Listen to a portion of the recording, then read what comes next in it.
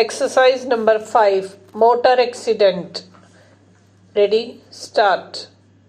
In the present appeal, the insurance company has challenged the award only on the ground that the compensation awarded to the claimants is excessive and arbitrary, and the rate of interest awarded by the tribunal, that is 8% per annum, calculated from the date of filing the claim petition, is also arbitrary.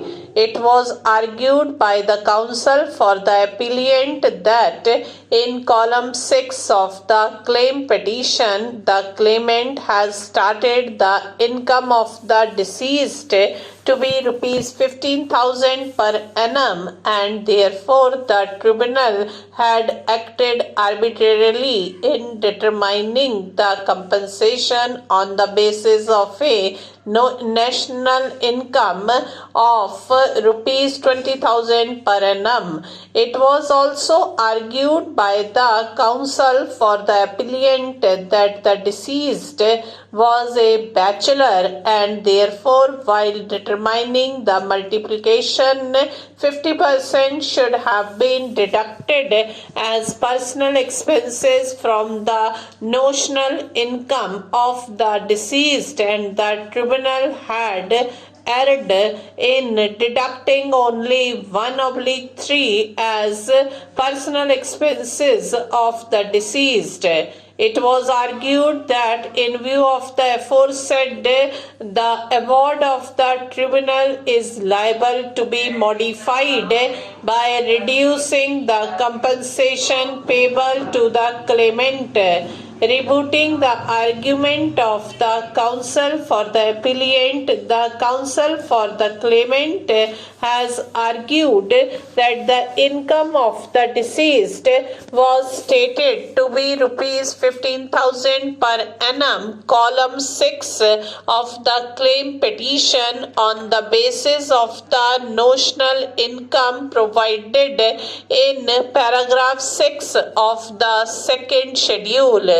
It was argued by the counsel for the claimant under section 168 of the Act 1988, the tribunal is required to hold an inquiry into the claim and award just compensation, and the compensation payable to the claimants would not be reduced because a lesser amount was claimed as compensation in the claim petition.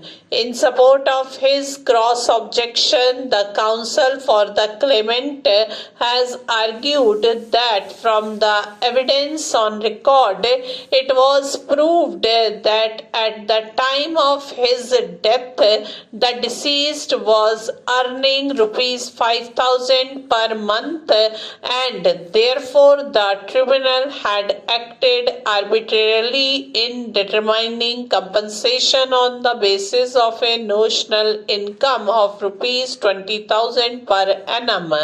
It was also argued by the counsel for the claimant that the multiplier has to be decided considering the age of the deceased and not the age of the parents of the deceased.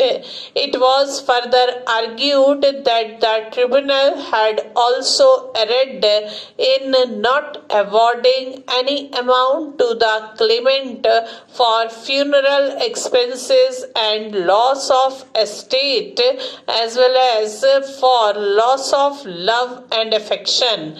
It was further argued by the counsel for the claimant that the claimant was entitled to interest of 12% per annum and the award of the tribunal awarding merely 8% per annum as interest of liable to be modified. Thus, it is held that the deceased was unemployed, and the argument of the counsel of the claimant that compensation should be determined taking the income of the deceased as rupees 5,000 per annum is rejected. The notional income of the deceased and the consequential compensation payable to the claimant is decided later on in the judgment. Stop.